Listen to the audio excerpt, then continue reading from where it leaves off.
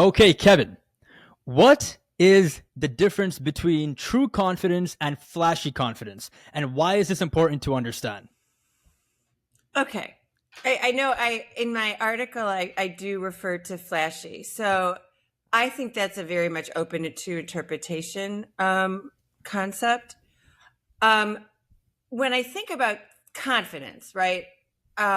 And I think flashy is absolutely a word that could be swapped out for many other things.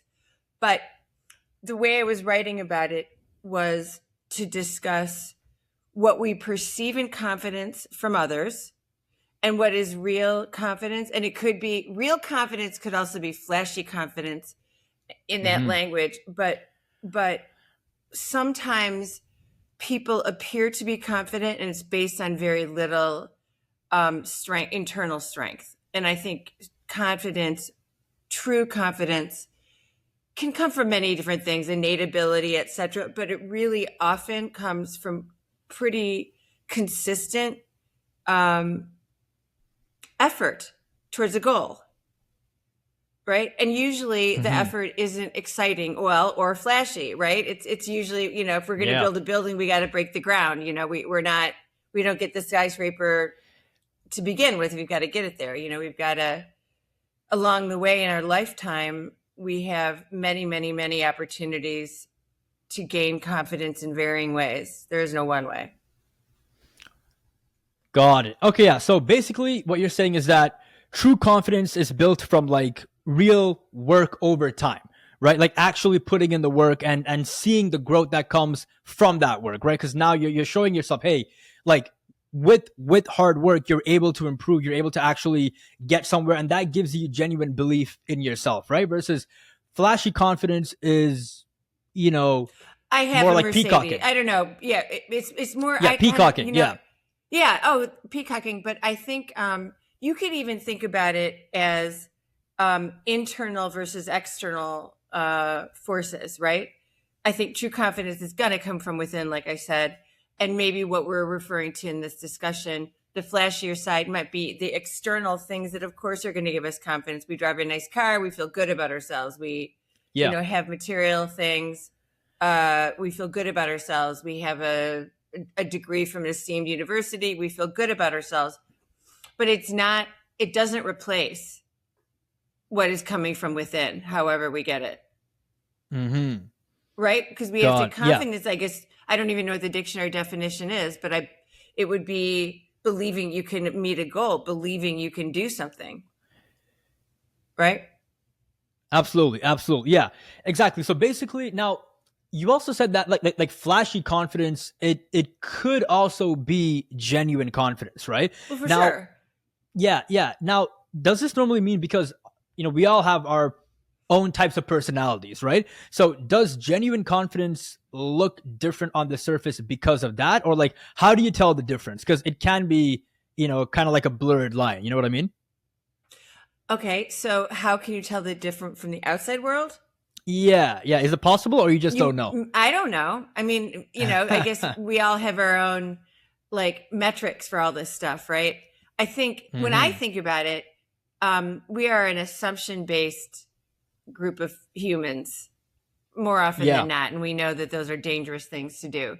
So I'm just Mm-hmm. using a car, but we might look at Yeah, someone yeah. in a fancy car and be like, wow, they got their shit together. Excuse my language. They've got their stuff No, together. no, that's fine. Right. You can swear. You can swear. That's okay. So, but that doesn't mean they do or they don't. We're just assuming based on material um, goods in and around the person that they, if we're just speaking to confidence, have confidence, right? But that doesn't mean one way or another.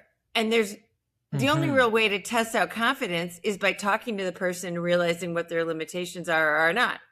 So when I think Uh-huh. about Mm-hmm. why I wrote this article was because over like time, I see themes in my client base and the work that I'm doing with them.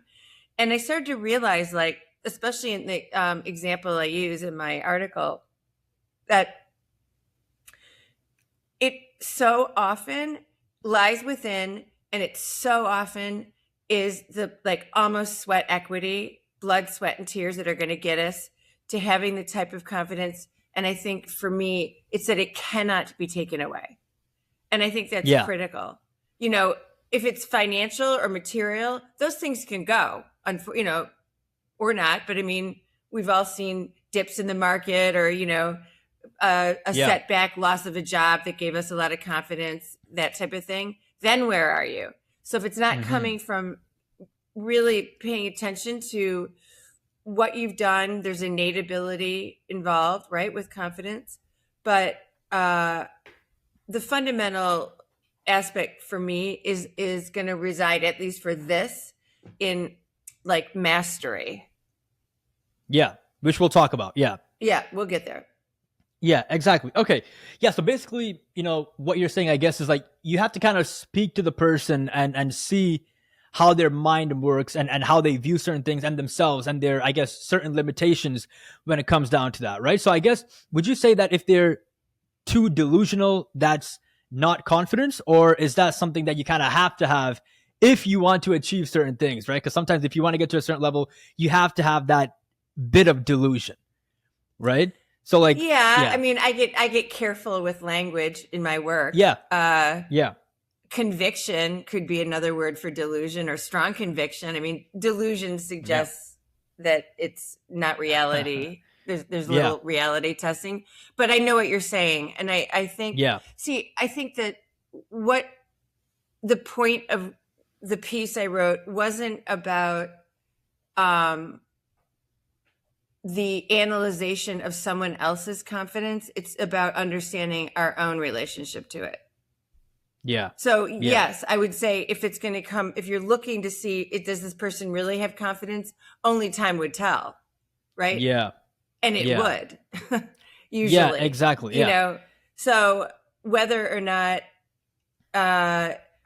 it takes strong conviction to get somewhere, I wouldn't deny that. I think that's a part of it. You have to believe. But I don't know if it's the only tool for the analyzation of someone else's confidence, if that's what you're asking. Yeah. I'm more interested in what comes from inside the person. Yeah, exactly. Yeah, we will talk about like that. We can't worry about the other people. Yeah, exactly. You know? For sure. Yeah. Like, you know, it's oftentimes like sometimes like you'll notice, like even with yourself, like if you feel the need to be overly defensive or, you know, kind of like disrespectful, that's kind of a sign that, you know, the confidence that you have, or, you know, maybe someone else has, is not necessarily genuine, right? Because it's more about trying to like berate someone else and to try to like, you know, make yourself look a bit bigger or feel bigger, right? That's probably something that could indicate a lack of genuine confidence, you know, like whether it's flashy or quiet. 100%. Would you agree? Yes. I mean, I think, again, because I'm steeped in analytic theory, the need to have, to devalue or, you know, put others down to elevate oneself, that's a whole kind of separate topic. But I think, and then defenses are multifaceted. It might not be just defending against the lack of confidence or insecurity. Could be something else we're defending against. But yes, I think that's a very good point. When you start to see people behave in ways that are almost in the form of cloaking something, I think you can start to get curious on that front. What's up, right? What's up with this person? Why are they, I ask a simple question. Why are they being defensive on a hypothetically low stakes question, right? Exactly. But see, but then that's, you could fall into personality disorder when you hit layers of multiple layers of defense, right? It is complicated. Yeah, for sure.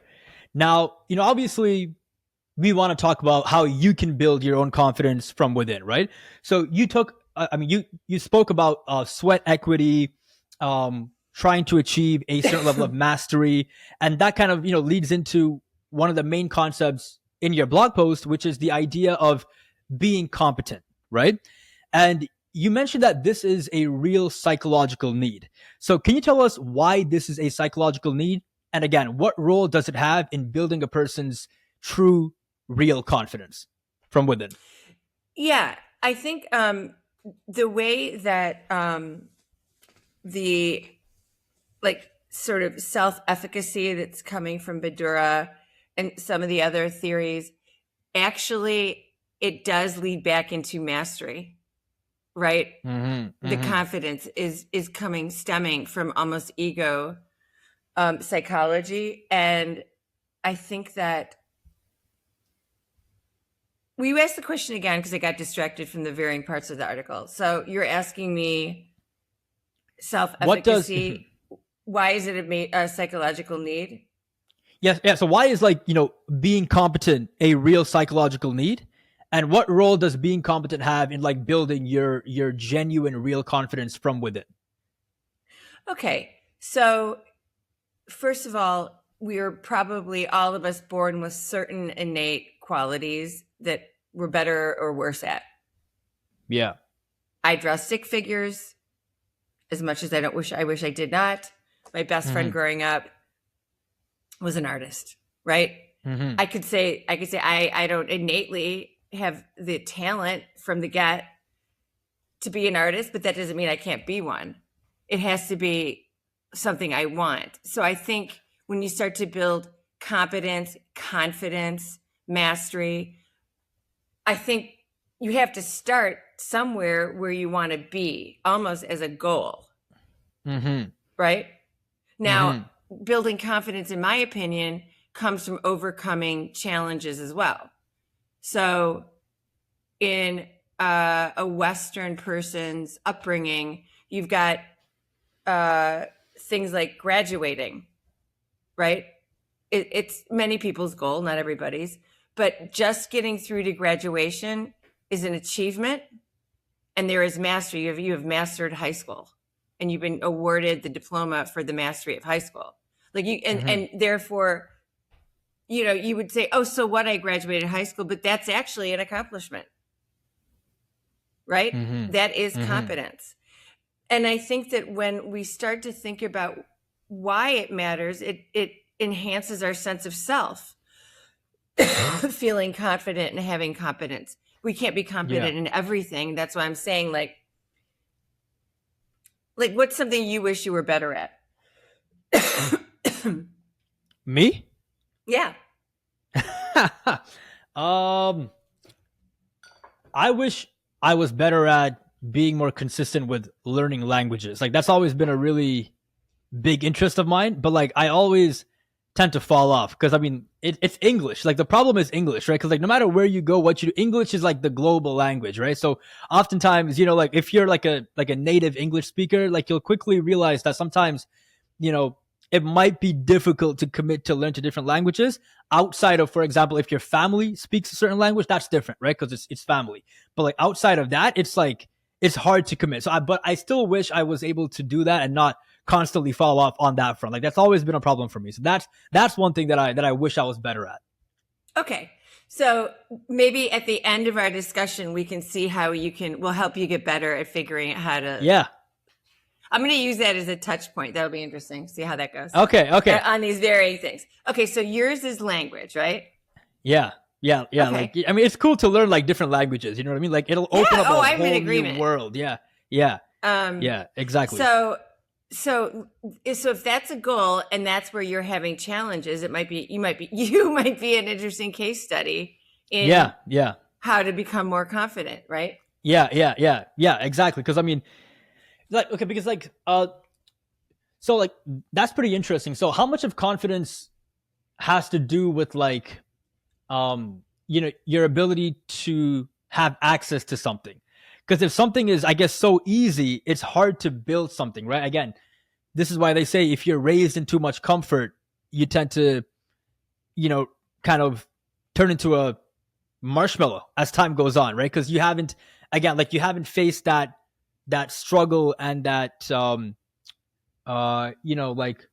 well, to your point, resistance you haven't needed. had resistance. You haven't had a challenge, exactly. Right? So if you're not challenged, but organically going off of what we're saying, right? So sure, if something's too easy, well, then the win is too easy and we don't even appreciate the win, right? Yeah, exactly. If there is a win. but I just started thinking about things where if one, like, take language or take something else, like, if we work hard, no matter where we get at a specific, any given moment. So let's take you for a second. I can also put it back on me. But so you want to learn, what's the language you'd like to learn the most? Well, I think outside of, obviously, my own family language, it'll probably be either Hindi or Spanish. I think those two will be really cool to learn. Yeah. Okay. So pick one. Okay, let's go Hindi. Okay. So, like, think about, now I'll go back to flashy confidence. Okay. Yeah. So someone meets you and you go, I speak Hindi. Yeah. Now, let's say you assume that the person isn't going to you assume the person doesn't speak Hindi. Yeah. In this fake setup here. Yeah. And they do. And all of a sudden, your flashy confidence, I speak Hindi, that's out the window because you've been found out. Right? Yeah. Now take a different version of that where you've been on whatever, is Duolingo or whatever, however you're doing it. Rosetta Stone. Yeah. Rosetta Stone, old school. Yeah. Rosetta Stone. Yeah. So you've gone for 6 months trying to learn that language, and it's a challenge, right? It's frustrating, so we can hit that soon. And so it's like, this sucks. I'll never get there.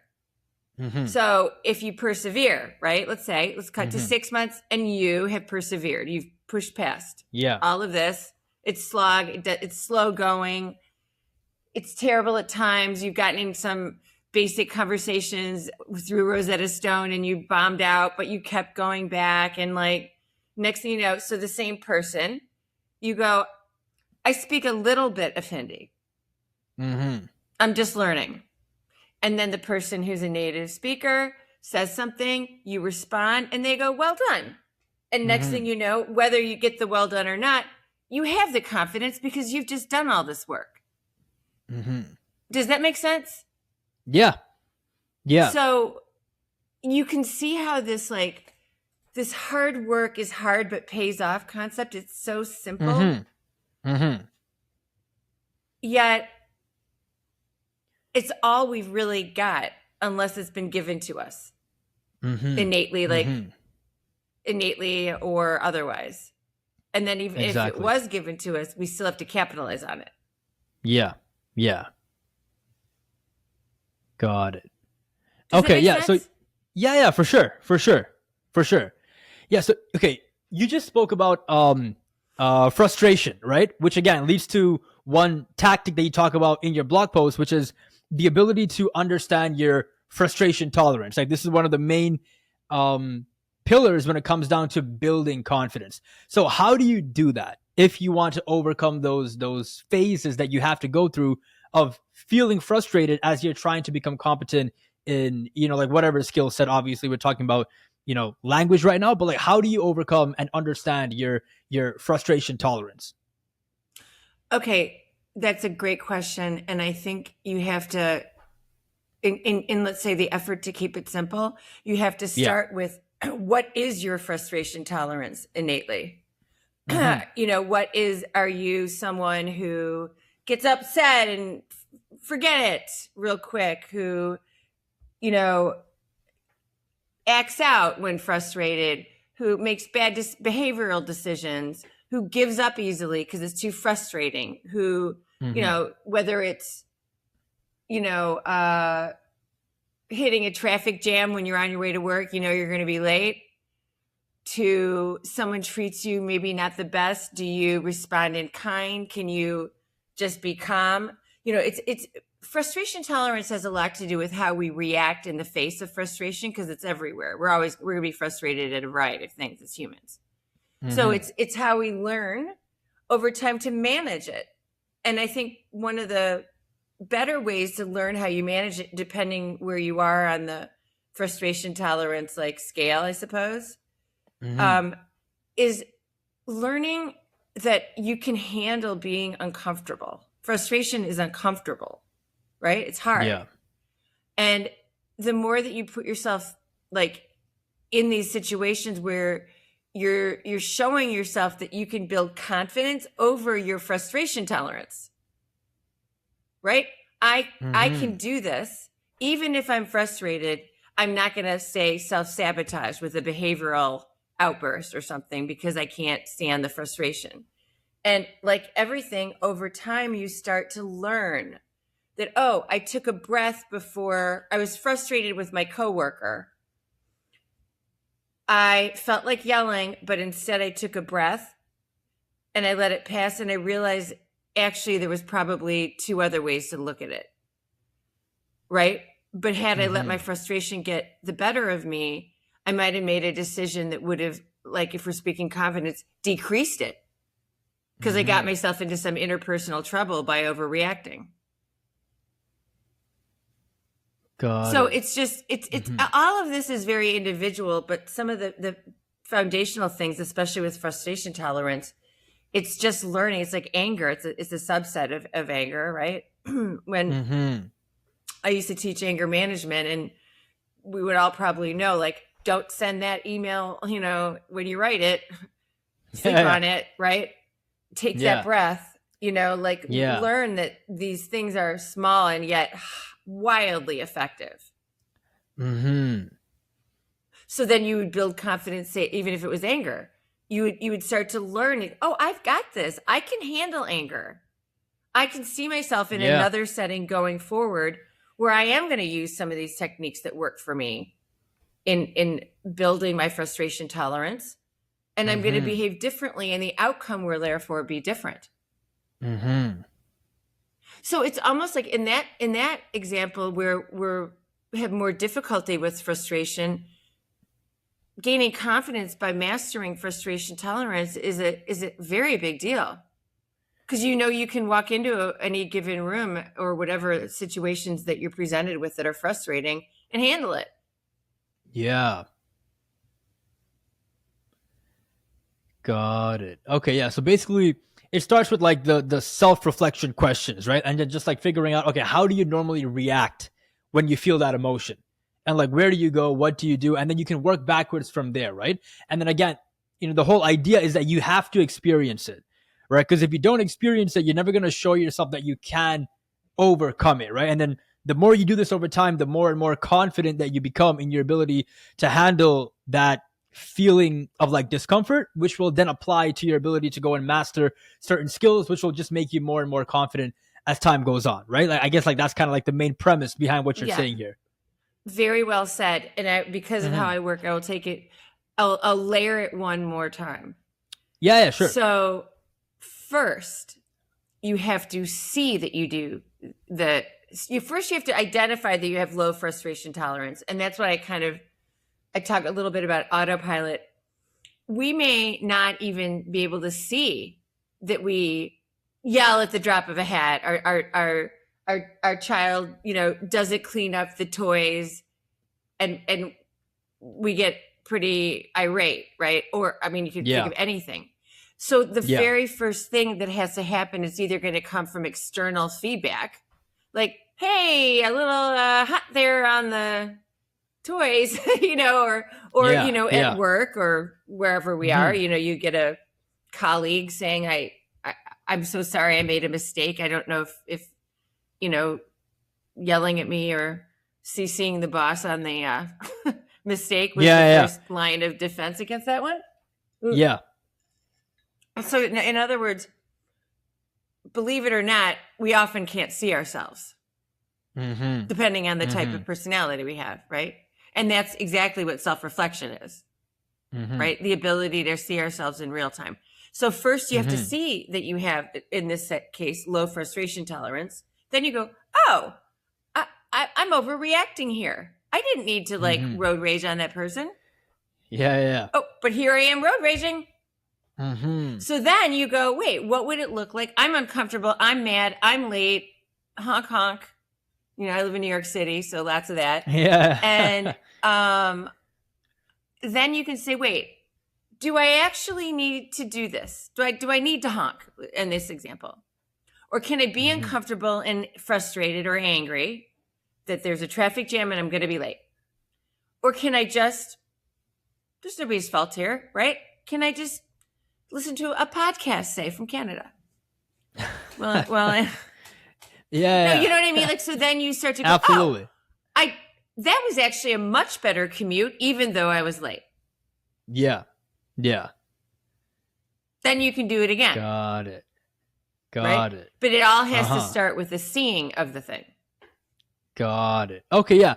So it seems like, life events and just so like you need a really high level of self-awareness to do this, right? Because it's so rare for a person to be able to actually kind of separate themselves and look at things for what they are. For example, if you're going to road rage, like most people just like lose their mind in the moment and just like road rage, right? Like it's hard to kind of step back and say, you know what, is this worth it? And start asking yourself those questions that lead to, I guess, your ability to kind of handle that moment of, being angry or like, feeling frustrated and all that, right? So it seems like, obviously, again, develop that self-awareness and step back during moments in life. Now, what are things that people can do on a daily basis if they want to be a bit more like intentional with trying to get better with this department? Right? Because sometimes if you wait too much for life events, it's going to depend on, again, where you live. If you're in New York, okay, yeah, it's going to, like, you'll have much more practice with that, right? But, like, if you live somewhere else that's calm and quiet, like, you're not going to have much practice. I think we all know what it's like out there. Right. Well, I mean, I have to wear a bulletproof vest to even walk through the streets, Really? No. Okay, I was like, no way. I mean, it wouldn't be surprised, No, I would not be surprised. We've got some beautiful snow. Yeah, I can see it. No, it is not. It is very safe to be here. I'm just joking around. But yeah. Okay, so on a daily basis, I think if you're speaking on frustration, I think to begin with, you're not going to always hit these road ragey things. I think you have to identify if you're speaking just to frustration, where are you getting frustrated? And maybe if the answer is you're not, then maybe you're not trying anything new, or you haven't set some meaningful goals for yourself. Because I do believe that the path towards competence, outside of, again, like innate ability, like, pick up a tennis racket at 2 or a golf club, Tiger Woods, whatever, right? Even then, it's a lot of work. Even with the innate talent. But I think maybe one of the things that happens for just many, many people is that they're not challenging themselves. So if you look around and go, I don't have any frustration, you might wonder why. You might get curious about why. And I'm not trying to say, hey, world, get frustrated. It's more... You could, like, I judge nobody. So if someone's perfectly content to really just have what they have and not work towards goals that will most likely include frustration, that's fine too. But when we're thinking about the attendant confidence is what we're talking about that could come with mastery of certain things, then we've got to have a feeling state along the way. And it's not just frustration. I mean, it's other, it's feeling like this will never work, or, like I can't do this, or, take the Hindu, right? Yeah. That's a hard language, especially if is English your first language? Well, English is my first language, but the first language that I spoke fluently, was a language, called Tamil. I'm not sure if you know what that is. Yeah, Tamil. Yeah. So like that was the first language that I learned fluently. But obviously, like I was born and raised in Canada, right? So English, became kind of my first language. So like, that's the language that we are the most comfortable in, for me at least. But it wasn't necessarily my first language. Yeah. But when I think about language, and this fictitious, not fictitious, you said one of the languages, it's like that would be a really elevated goal because of how different it is from the Romance languages in English. Yeah. That's right. Like some languages, even German, it's like every word is like 20 letters. You know, I mean, so Yeah. there's languages that are more difficult than others. Yeah, that's right. Yeah. Yeah, for sure. Yeah. So here's the thing. One of the things that you can do, you know, I guess if you really want to improve your ability to handle that like frustration is like reframing the struggle, which is something that you talk about in the blog post, right? So how do you do that though? And like here's the thing. How do you do that if you've been trying hard for a long time and you've been failing over and over and over again? Because sometimes at that point, if you try and be too positive, it can feel fake. You know what I mean? Like you're just like lying to yourself. So like, how do you reframe it in those moments when you've been failing for so long? Okay. So I have, in my practice, I do very, very, very well when I have detail, which is why I'm picking things like, assigning these things to make it Got it. Yeah. easier Not a to problem. internalize and not abstract, right? Yeah, not a problem. So does anything come to your mind? Like in It doesn't terms have to. of, I don't know. Anything that you feel, is there anything you've been doing over and over and you feel like you're not moving the dial? yeah, this podcast. Well, I mean, yeah. Well, after today. Yeah, it's gonna blow up after today. Yeah, it's gonna blow up. Yeah. But but like, No. to be honest though, like it doesn't actually frustrate me that much because I know it's supposed to take time. It's supposed to take time. It's supposed to take years on end. You know what I mean? Like it's not like something you can just do in 30 days, right? So like it can be quite frustrating, but because I've already like set a timeline in my head, like I know it's gonna take, you know, like 5 to 10 years to really get to where I want to get to. Like that allows me to just keep going without, you know, being like, oh my God, what's going on? You know what I mean? So I guess like having that timeline helps me in my head. I think that is it's very vulnerable and open of you to say it, and I'm sure it's true. And I would imagine that you're already way better than the first one you did. I mean, in terms of you're gaining experience, right? Like I'm sure your interview techniques are becoming, you know, more solid.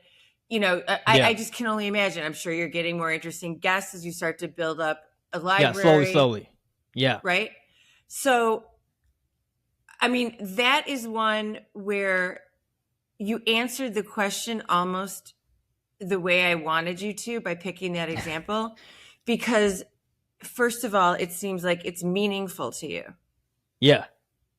So if you're feeling, and we've all been there, I'm doing it, I'm trying, nothing is happening. Like I just like yet another, you know, F on my paper or whatever. But if there's meaning assigned to it, so if you're creating goals in your life where they matter to you, then I don't think it really matters at all. And it's an interesting aside. I was watching the local news here this morning, and there's like a little film festival, and one of the shorts, I think, was a film created by a guy who's a stand-up comedian because he has bipolar disorder, and he describes how he was hospitalized for it, and someone said, you should write or you should do comedy around this. He's like, comedy? And they're like, comedy. So he started going to comedy clubs and trying out his life, right? And he's like, at the very beginning, wasn't funny. Not a funny topic to be in a psychiatric, hospital. But as he was doing it, he just said it just took time and going back and almost being like having like almost booed off the stage. He didn't say that, but I'm imagining like very few people laughing. Yeah, it's cringe. And it got better and better and better. And now he's got a whole career doing stand-up around his. And so he persevered because it mattered, because he wanted to get his mental health issue out there into the world, right? So there's the meaning, right? But then I think sometimes, we could, as an alternate answer, do you know about the theory, the sunk cost fallacy? No, I don't know that. So that is a economic thought. I actually wrote an article on it. as it pertains to relationships, because what you're saying is, so sunk cost is like, I've just spent the past 7 years getting nowhere on this thing, but it's been my 7 years. So how can I give this thing up is what you're, I think the way you were asking the question, right? Like, I'm frustrated. It's going nowhere, but I've invested 7 long years of my life and I don't know when to walk away. Yeah. Right. Yeah. And so you've got to sort of learn if you're saying that to yourself, and then start to examine that thought of a sunk cost. Like, is it truly that you're trapped in it because you just spent 7 years? Or is it time to walk away? And if you do, you have to, I think, really play out the tape on what it is you want to walk away with. So you're not walking away unnecessarily, but back to self-reflection. You've given it enough time, but you're not overly adhering to the investment time and probably financial investment. You know, time and money can be sunk cost. And if we just stick to those two metrics or sweat equity or whatever it is that we've done, we could get trapped spinning our wheels over and over because we don't want to let go of what we've already done. But those are very, very, I think. It's difficult. Yeah, I don't think that that's a cookie cutter answer. I think it's got to be an individual assessment. You know, it's hard to say, like, this is how you get out of, you know, an endeavor that you feel isn't working. But often sometimes when we do something, especially if it's a business endeavor, well, I mean, a relationship is different, but if we're open and we are available, there might be a branch of what we're doing that actually could be the better pivot. So we're not losing it all. You know, we're not, the sunk cost is, you know, we're taking some of it along. But if we pay attention, and so often we get an autopilot and we actually don't. Yeah. And so when, if someone out there is listening to this, or you or whatever, when you address it individually, is there something I'm missing? If I've been doing the same thing over and over and I'm getting nowhere with it, is this telling me something, or is it showing me a different path forward that's like adjacent? Yeah, exactly. So like, this is really tough, right? Because I mean, like, how do you really know, right? Because to be honest, like I was gonna ask you that question of like, okay, how do you actually know? But to be honest, it's mostly off of instinct. Right? Yeah, like, that's right. Like, you'll just know, you know what I mean? Like, You'll it's know. not like, it's not necessarily a logical thing, right? Like, it's like you'll know instinctually, and it's not like necessarily emotional either, right? It's like just a deep instinctual feeling. Now, and then also, like what you said about like being able to assess, because if you've been spending a lot of time, like for example, 7, 8, 9 years on a certain endeavor, and you just haven't gone anywhere, there is a high likelihood that you're probably just not improving fast enough, right? Like, there's something that's not being done correctly. And then being able to go through that assessment and kind of, I guess, drop your ego is extremely important as well, right? Yeah. But, you know, just in our hypothetical here. Yeah. Yes. Yeah, it is. I fully agree with you. And it's very well said. It is. You got to go with a gut. There's some emotion to it. Logic doesn't trump emotion is pretty clear there. But yeah, it's to really listen to yourself and what does it feel like?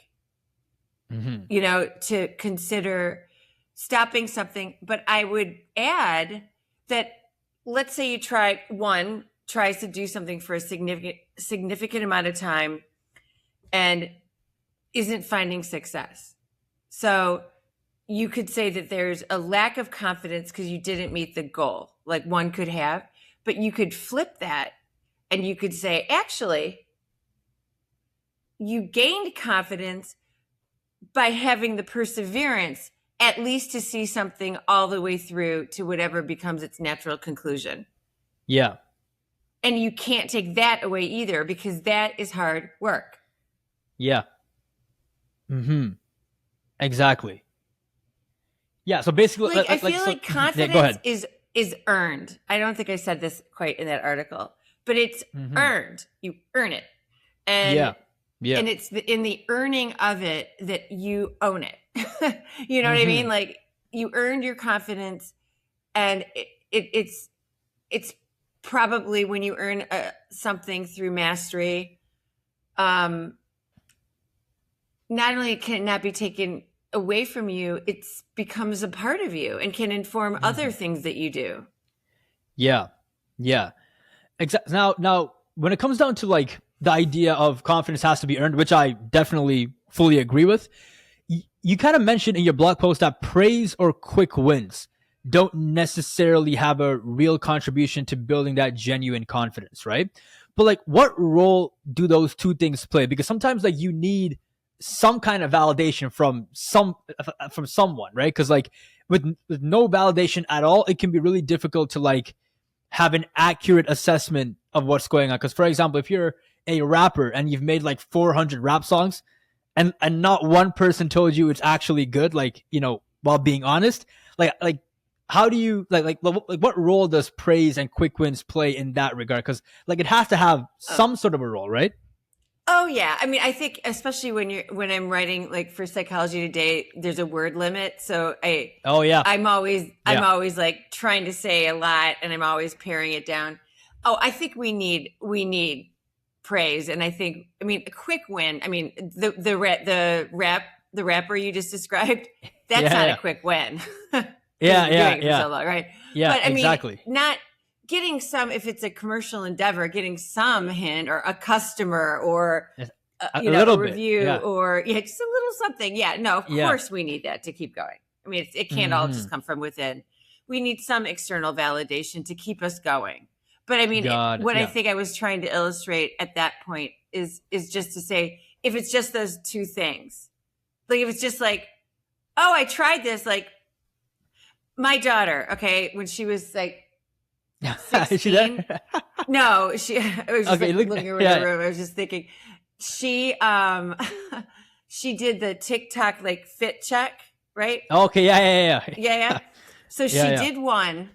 And it was just her in an outfit with like putting her foot up, and and she got like, I don't know, at the time $140,000, not dollars, views. Views, and overnight success. And she's just like in her little teenage mind, she's like, I've landed, right? Yeah. And then, because that's a quick win. Yeah. Right? Yeah. Then she starts making more. Yeah. No. They were just as cute, the outfits, but whatever the algo got, whatever she got to do. Yeah. So then she, unlike what we're saying here, I guess she should listen to this podcast, when she was 16, she gave up. She did like 20 more, and they were getting small numbers. So the feedback loop wasn't there. And I think that it wasn't worth it to her. So that's an example, maybe a personal one, but one where, the quick win did something, but it wasn't sustainable. Well, then they wouldn't be quick anymore. Exactly. Then they'd be real wins, right?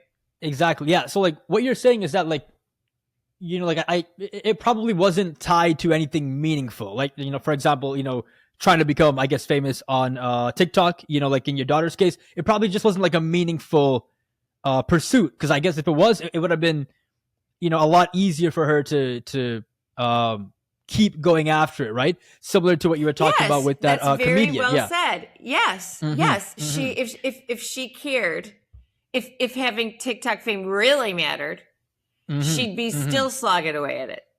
Yeah. Right? She wouldn't give it up after 20 times. Absolutely. Yeah. I mean, we could bring into a whole host of all these other, like, social media and how the algo rewards, but that's irrelevant. I think it's a really, really, really good point. She'd still be doing it if it had meaning. Yep. Meaning to it. Yeah, exactly. Yeah. Because like, that's, that's like really similar to what you were talking about when it came down to that comedian, right? Like being able to, I guess, share his struggles through humor, even if he was getting, because stand-up comedy is arguably one of the most difficult things to do. Like you're constantly in front of a crowd. Like talk about, I mean, you're probably going to get like humiliated constantly. Cause I mean, if you make a joke and no one laughs, it's just like, man, it's a humiliation loop. Yeah, exactly. But again, you build strength like no other. Cause I mean, humiliation is as close to, like, for example, obviously people fear death, but people fear humiliation just as much. Cause both of those are kind of similar in a sense, right? You know what I mean? Like if you get like I mean, obviously when you're dead, but like humiliation is like social death in a It's sense. it's like dying while you're living. Yeah, exactly. And obviously he kept going because it had meaning to him. And then again, you know, that is something again that you really talk about in your blog post. Like it has to connect to a deeper motivation, right?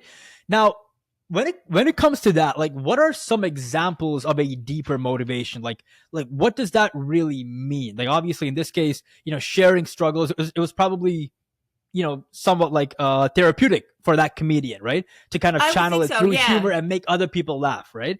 So like what are other types of motivation that are deeper motivations that can actually help you stay motivated and go through all the hardships as you try and pursue a certain goal? I would have to say If that you had that to say. has to be individual. Uh-huh. I mean, one person's meaning is God, another person's meaning, you know, is TikTok. No, I'm just joking. One Yeah. person's meaning, we've got the bigger meaning. But honestly, like if my daughter, I don't want to keep picking on her, not picking on her. She did nothing wrong. But like, Yeah, you know, if it doesn't matter, we're not going to try that hard. But I do believe it's like you want to learn a language or two. That's important to you. It doesn't have to have some universally acknowledged meaning. I think it has to be meaningful to you. Yeah. I mean, think about it. Like, okay, if having children is meaningful and you have infertility, you know, you have to have high frustration tolerance.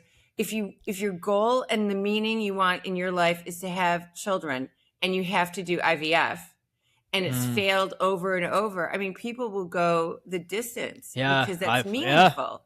I have seen that. Yeah. Yeah. I mean, and it's painful and hard and frustrating and, but I mean, that's maybe a good example of, you know, something that happened to not everybody, but to individuals. And, you know, some people give up after X amount of time for financial reasons, for, you know, physicality's sake, all those hormones. And some people are like, I'm just going to hunker down, going to go do it.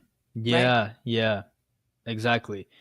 Now that is pretty interesting. Like when you kind of brought up the idea with me and the languages, right? Like, to be honest, when you said it's important to me, like that's probably the mistake. Like it's not necessarily important. It's more like, oh, you know, like it'll be cool to know this language or to know that language, right? But I guess if you were to tie it, I guess obviously to something more important, then I guess in my case it'll help me sustain that motivation, right? Again, obviously with your example with you know, females trying to have kids later in life, the ones that kind of, I guess, you know, keep trying even with like IVF, you know, oftentimes this happens after like the age of like 35, 36. I guess that's the kind of path that people tend to go down, right?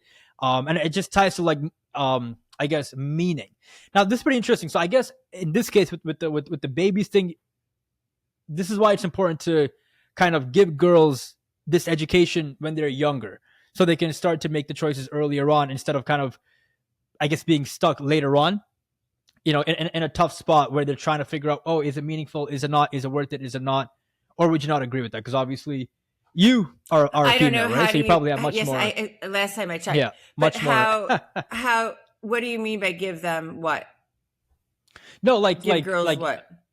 Like more information on, you know, like why it's important to kind of choose and decide whether or not you want to have children in life, because oftentimes this is not something that's told, not just to girls, but to people in general, right? AKA the fertility rate is nosediving because of that, right? So I guess, I mean, that's a whole new topic, but I guess like having early education helps people make certain choices that result in them, you know, learning certain skills or taking certain pursuits that lead to higher confidence as time goes on, and committing to things that are more meaningful to them. Okay. Well, I think that is a different topic because... Yeah, it is a different topic with IVF and fertility. Well, but in order to, unless you're going to go alone without your partner, you have to find a partner to be able to procreate unless you're going to go to a sperm bank. Yeah. So those tools are elusive, not elusive. So I think in America, and even in my practice, I would say a large percentage, but this is New York. So a lot of women are freezing their eggs earlier. That's a side topic, but so they are getting the education and they are doing it, and they are trying to freeze their eggs in case they don't find their partner, male, female, it doesn't matter, freezing their eggs. Yeah, that's another one. Yeah. So that they can make a better decision as opposed to an advanced maternal age decision, Yeah, that's exactly. Yeah. I mean, that's obviously a completely different topic with like it fertility and stuff like that, which I like what you're saying, Yeah. Yeah. I mean, speaking of fertility, like that is something that I want to talk about because I find that really interesting because again, it is a topic that people talk about now, right? I mean, it wasn't something that was actually spoken about earlier. That'll be really interesting to talk about. But obviously, back to confidence, right? So when it comes down to obviously deeper motivations, it's gonna come down to who the person is, right? As you mentioned, God is going to be something for, it's going to be the deeper motivation for someone. For someone else, is going to be, making someone laugh through their struggles. But I guess that just comes down to analysis. But would you say that it's more tied to, I guess, God is on one side, but being able to impact people in some sort of a positive way in like whatever route that manages to be, right? Like, would you say that's like the main idea when it comes down to a deeper motivation, or can be anything outside of that? I mean, obviously it's a tough question, but like, I'm just trying to figure out like different examples that people can look at if they're trying to find a deeper motivation. Well, I mean, meaning, if you're searching like for meaning, and you're kind of like, well, why aren't they giving us examples of how we can find our own meaning? I think that I would suggest, if you don't know, let's say you're watching this and you're like, yeah, I want meaning, but I don't know. I don't know what matters, right? I might start with a values worksheet, because a lot of people aren't even aware what their own core values are. And those are easily found online. And they're usually a list of probably like 100 values, and there's a lot of overlap. And the ones that I've done with folks is you've got this giant list, and you'd start by circling the ones that have resonance for you, right? Speak to you, as many as you want, no censor. Then you group all that you circled into 5 different subset groups, because there's overlap. So they're all going to, there might be a column that is almost like the altruistic column. Then there might be a column that has to do with hard work, for this, which all different ways to say hard work. And so you group them, and then out of these groupings, you pick one of the words from each of the 5 that stands out the most in the similar worded subsets.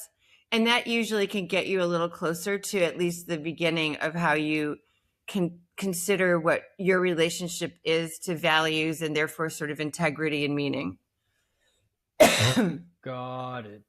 Yeah, that's a really interesting answer. So pretty much, start with the value worksheet, find your core values, and then work backwards from there, and then try and figure out what will match those core values. That's interesting. That is interesting. Got it. Okay. And you'd be surprised, like you'd be surprised how many people I just don't know. Yeah.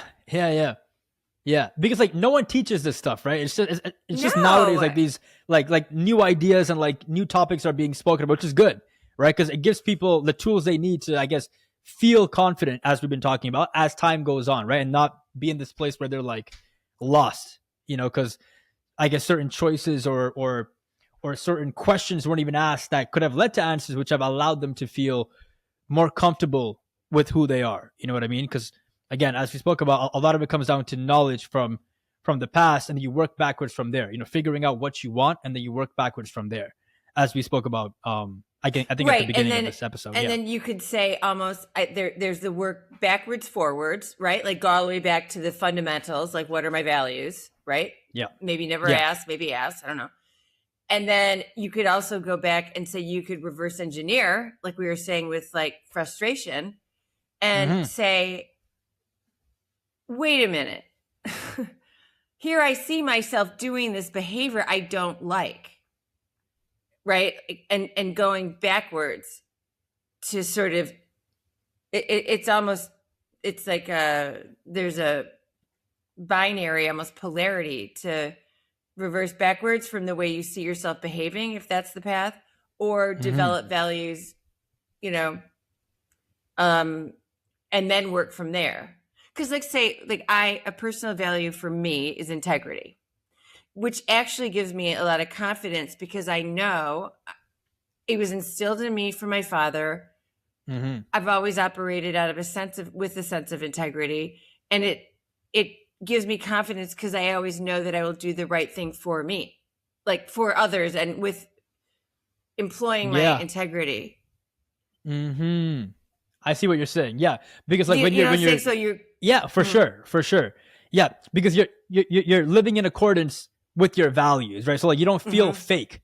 You know what I mean? Like you Mm-mm. feel like, okay, I'm being honest to myself, and that allows you to again have that genuine confidence, which is kind of like I guess a different angle, but not really, because you have to work hard to maintain integrity. It's not easy, especially as you go into like adulthood, right? Because you're gonna get punched in the face Yeah, with life yes, over there, and over and or over your again. You know what I temptation mean? Yeah, arises E- everywhere you go, right? exactly. So Yeah, maintain that no. integrity. If exactly, so if you're able to do it, like you'll just build more and more genuine confidence, which is what we're talking about here. Yeah, and that's mine. Mm-hmm. Like, Yeah. that's one of mine that is, I've just always never even questioned. Mm-hmm. Got it. Okay. um, Kevin, we're slowly coming to an end here. We only have a few more minutes. Now, let's just finish off with like one question, okay? Or like just like one more question. Now, obviously, we just spoke about, when you don't live in accordance with your values, first of all, if you even have any core values that you selected, right? But you don't live in accordance with that, it's gonna eat away at your self-confidence, right? But outside of that, what are different things that weaken a person's confidence? Just so people are aware of it, so they don't, I guess, make those things a daily part of their life. Can you ask it in a slightly different way? Because Okay, I yeah, know sure. the Yeah, question. I get the question, but I'm yeah, there's a multitude of ways I could answer that. yeah. How do you want to answer it? Like what feels most comfortable to No, you? I want to get close because you're asking yet again for something that I think is very personal. Like individual. I mean, Individually, yeah. so what Okay. you're asking for me to give the audience some small things that they can do to gain confidence, No, no, no, so or like what are like certain practices or habits that people normally engage in on a consistent basis that eat away at their self-confidence? oh, then eat Obviously, away. yeah, that Oh, eat okay. away. Sorry, Yeah, sorry. exactly. Yeah, yeah, You yeah. dropped out for 1 second. Eat away. Well, I No would problem. say it's often it could even going. Well, I'll tell you what. Shame is a big destroyer of confidence. Yeah. Shame is like, shame is different than guilt because guilt is affecting another person, and shame is going against what we think we'd say core values, but our sense of right and wrong. Yeah. So if someone regularly indulges in over drinking, but they don't want to, but they find themselves, that's going to Yeah. erode confidence because it's a shame. It's often a shame-based thing unless the person doesn't care, and then it wouldn't erode their confidence. Mm-hmm. I think it's probably often in doing the things that we know maybe aren't good for ourselves, or not doing the things we know are good for ourselves. So you can just put it in the garden variety of life, right? Mm-hmm. I will have less confidence if I am always late. I will most likely have less confidence if I have fitness goals and I regularly couch potato instead. I mean, these are Yeah. about physical health, but being late isn't. I think just general things that we know there's enough evidence out there that suggests that, it could be good if that's what we want to do. But I do think, again, it comes into each individual. Like, one individual is like, I don't exercise and I'm happy to not exercise, that person's fine in that area. But if someone's like, I should exercise, yet I don't, then we're going to have lower confidence because we're not moving forward in these baby step like ways of confidence building forward movement. Exactly. No, yeah. So exactly. So basically what you're saying, it just comes down, obviously shame is it's not necessarily separate, but like, shame can happen from like multiple different people. It can happen from like someone that you know, or even to yourself, right? So that's one area. But then the other one that you're basically kind of focusing on is this idea of like when you don't keep promises to yourself, right? Like when you break the promises that you make to yourself, that's when you start to eat away at your confidence. Because obviously, as you mentioned, for one person, fitness goals might be something that they want, and then they might have that commitment to themselves. But when they don't do it, they're just like, they're not keeping those promises that they made to themselves. Like, hey, I'm going to work out at this time, do 2 workouts per week for, the next 2, 3, 4 months. And when you break those promises that you make to yourself, that eats away at your confidence. Because for the other person, if they didn't make that commitment to themselves, and if they don't necessarily, I guess, have much value or put much value into the idea of physical fitness, them not doing that is not going to necessarily bother them because they didn't make that promise to themselves. Would you agree? That's exactly right. Yeah, 100%. And I would just, so well said, because in my opinion, there's no one formula, like I keep saying, but there's no right and wrong. It's just individual. Yeah, it's exactly, not exercise is good, bad, no exercise is bad. That's up to someone else, not me. Absolutely. Yeah. I'm going to put it in a slightly different set a language, a sentence. And that is setting expectations for yourself. I mean, it's the same as promises, but I think it's just a good way to consider the thought is you're not meeting the expectations you have set for yourself, which is again, similar to promise, but got it. Like, so if we don't meet our expectations of ourselves, it'll slowly erode our confidence.